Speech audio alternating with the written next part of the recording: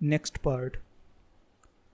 शिल्पी राजन इकबाल के साथ जैसे ही फाटक के अंदर प्रविष्ट हुई, उसके दिल की धड़कनें बढ़ गईं। इमारत में पुलिस मौजूद थी। शिल्पी दौड़ती हुई अंदर प्रविष्ट हो गई, फिर कुछ क्षण के बाद भागती हुई बाहर आई और हाफती हुई बोली, राजन, गजब हो गया। क्या?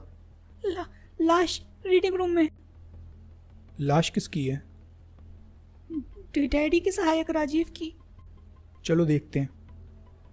इकबाल बड़बड़ाया। आखिर साबित हो ही गया कि हम जासूस हैं। कैसे? राजन ने पूछा। दूसरे मेहमान आते हैं तो उनका स्वागत शानदार चाय नाश्ते से होता है। हमारा स्वागत लाश के दर्शन से होगा। न जाने आगे किस किस चीज़ के दर्शन होंगे। चुप रहो, राजन ने डांटा। कुछ क्षणों के बाद दोनों रीडिंग रूम में पहुंच गए। वहां एक इंस्पेक्टर, एक हवलदार और 2 सिपाही मौजूद थे। ठाकुर श्याम सिंह व माधव राय उनके पास खड़े थे, जिसकी गोद में पीली गिलहरी बैठी थी। एक सोफे पर एक व्यक्ति पड़ा था, जिसकी टांगें नीचे की ओर लटकी हुई थीं। राजन, ठाकुर उसे देखते ही चौंकते हुए बोले, तुम आ गए? आप लोग संकट में हो और मैं ना हूं, ये कैसे हो सकता है? इकबाल को भी साथ ले आए, ये बहुत अच्छा किया। पूंछ जिस्म के बिना रह ही नहीं सकती अंकल। चिपक कर या घसीटते हुए, ना चाहते हुए भी आना ही पड़ता है। राजन ने उसे घूर कर देखा तो उसने झट से होठ बंद कर लिए। फिर राजन ने पूछा, ये वारदात कब हुई? इसकी जानकारी हमें नहीं। नौकरों ने सवेरे आकर सूचना दी। राजन बेटे, इस इमारत में घटने वाली घटनाओं से हम बहुत परेशान हैं। शिल्पी हमें सब बता चुकी है। अंकल, इकबाल बोला, जिन्होंने आपको परेशान कर रखा है ना, अब हम उन्हें परेशान करेंगे। चाहे वो प्रेत हो या इंसान, सिर के बल कथक करते हुए वो आत्मसमर्पण कर देंगे और जेल की शोभा बढ़ाएंगे। भगवान करे ऐसा ही हो, इंस्पेक्टर ने पूछा। पर ठाकुर साहब, ये दोनों कौन हैं? ये दोनों भारत की मशहूर हस्ती हैं। पहचान लिया, राजन इकबाल। बहुत सुना है आप लोगों के बारे में। आज आप लोगों को सामने देखकर बहुत खुशी हो रही है। राजन इकबाल मुस्कुरा दिए। फिर राजन ने पूछा, हत्या के कारणों का पता चला? नहीं, बदन पर कहीं पर भी चोट या गला दबाने का निशान नहीं है। राजन ने जेब से आतिशी शीशा निकाला और लाश का निरीक्षण करने लगा।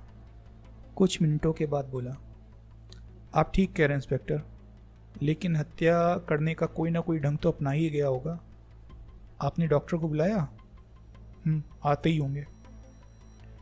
कुछ क्षण सोचने के बाद राजन ने पूछा, ठाकुर अंकल, क्या ये रोज रात को यहाँ आकर बैठते थे?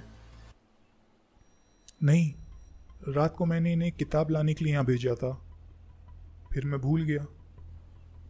शायद वही किताब पढ़ने के लिए वो यहाँ बैठ गए हों, और फिर अचानक कोई खौफनाक चीज़ देखकर इनका हार्ट फेल हो गया। माधव ने अपनी सलाह दी। और वो भयानक चीज़ क्या हो सकती है? कोई भूत प्रेत? राजन ने माधव को घूर कर देखा और फिर गिलहरी की तरफ देखते हुए पूछा, आपको ये गिली कहाँ से मिली? तो तुम इसका नाम भी जानते हो? जानता हूँ। इसके गुणों के कारण अफ्रीका में इसकी पूजा होती है। तभी डॉक्टर आ गया। उसने लाश का बारीकी से निरीक्षण किया और फिर बोला, इनकी मौत लगभग 6 घंटे पहले हुई है। लेकिन मौत हुई कैसे? मौत का कारण दिल की धड़कन रुक जाना है। ठाकुर साहब, इंस्पेक्टर ताहिर बोला, ये तो हार्ट अटैक का केस है, पुलिस का इसमें क्या काम? नहीं इंस्पेक्टर, राजन बोला, ये साधारण मौत का केस नहीं है, बल्कि हत्या का मामला है। कैसे? कुछ कहने की बजाय राजन ने एक नज़र सारे कमरे का निरीक्षण किया, फिर सोफे के पीछे वाली खिड़की के पास जाकर खड़ा हो गया। उसके बाद लाश के पास आकर बोला, क्या राजीव रोज रात को यहां आकर पढ़ते थे? नहीं, बल्कि रात को लगभग 2 घंटे के लिए मैं इसी सोफे पर बैठकर पढ़ा करता था। ठाकुर श्याम सिंह ने बताया। लाश के पास पड़ी टोपी को उठाकर राजन ने पूछा, ये किसकी टोपी है? मेरी। आपकी टोपी इस जगह कैसे आ गई? शायद भूल से रह गई होगी। सबकी नजर ठाकुर साहब पर टिक गई, जैसे वही कातिल हो।